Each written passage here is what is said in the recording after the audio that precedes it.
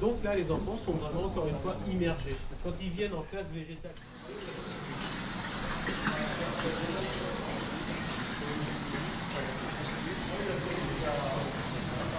Alors, le 8 avril sera la 8e saison de Terra Botanica et tout s'annonce sur de très bons auspices. Il nous faut un peu de soleil bien sûr, mais je crois que cette année c'est une grande année et j'espère que ça sera l'une des meilleures puisque vous le savez, en 2016 nous avons eu 226 000 visiteurs et nous allons cette année, j'espère, faire mieux encore, peut-être rattraper la meilleure année qui était 2011 avec 270 000 personnes. Mais le parc est dans ses plus beaux atours actuellement. Les fleurs sont au rendez-vous. Et d'ailleurs, tout au long de la saison, vous aurez des floraisons successives. Et puis, nous avons renouvelé un peu toutes les attractions pour les enfants, pour les grands-parents. L'aspect pédagogique et ludique de ce parc a été revisité.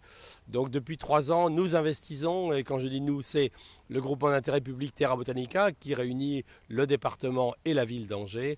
Et je pense que nous aurons une très très belle saison 2017.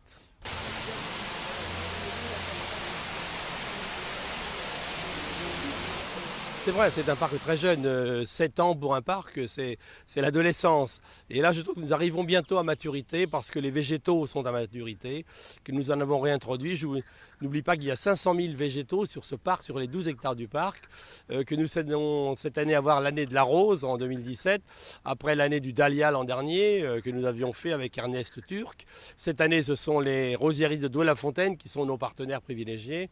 Je rappelle aussi que nous avons développé tous les partenariats avec les pépinières, les semenciers, tous ceux qui en Anjou font vivre le végétal, car je le rappelle, c'est d'abord une thématique, le végétal, et autour du végétal, il y a aussi les jardins. Et cette année, nous allons faire beaucoup de pédagogie dans les jardins. Nous aurons plus de 22 000 enfants, élèves, qui vont venir faire des classes vertes ici à Terra Botanica. Nous avons d'ailleurs réinstallé des classes en pleine nature et non pas les salles de classe traditionnelles.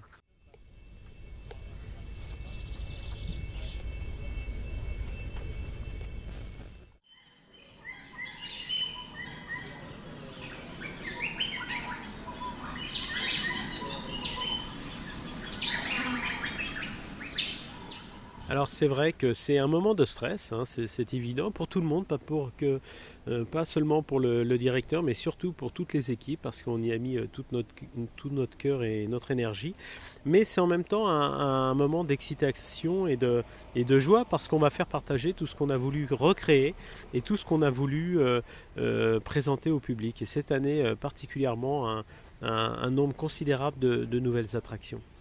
Alors la première d'entre elles, c'est bien évidemment le Jardin des légendes. C'est l'histoire de 2 jeunes personnages, enfants du pays, pays de l'Anjou, qui vont traverser le département à travers les légendes et les contes d'antan de l'Anjou que nos parents, grands-parents connaissent, se sont transmis par la tradition orale et qui se perdent. Terra Botanica doit être un vecteur de communication et surtout transmettre l'histoire de l'Anjou à travers les légendes. C'est vraiment quelque chose qui nous convient et on retrouve ces personnages dans ce film qui est le Jardin des légendes. Ensuite, on a d'autres nouveautés de type un grand hall de jeu pour les 4-12 ans et là c'est vraiment, ça va être, si je puis me permettre, l'éclate pour les petits, mais ça fait partie aussi de nos objectifs, c'est qu'on peut apprendre plein de choses à Terra sur les plantes, sur l'histoire de l'Anjou, mais il faut aussi s'amuser, il faut aussi pouvoir partager des moments de joie, ludiques, s'amuser en famille pour petits et grands. Donc là, un grand espace pour eux. Autre attraction et autre moment important, c'est de la Loire à l'océan. C'est un petit spectacle où on remet l'histoire d'Aristide du Petit Thouars en perspective, puisque derrière on va retrouver le spectacle de la Pérouse qu'on avait mis l'année dernière. On va raconter son histoire à travers la Loire et les gabarres et les mariniers de Loire qui ont façonné le territoire de l'Anjou pendant 2 siècles et on l'oublie trop souvent puisque la Loire elle est chez nous, elle est très présente, elle traverse tout le département.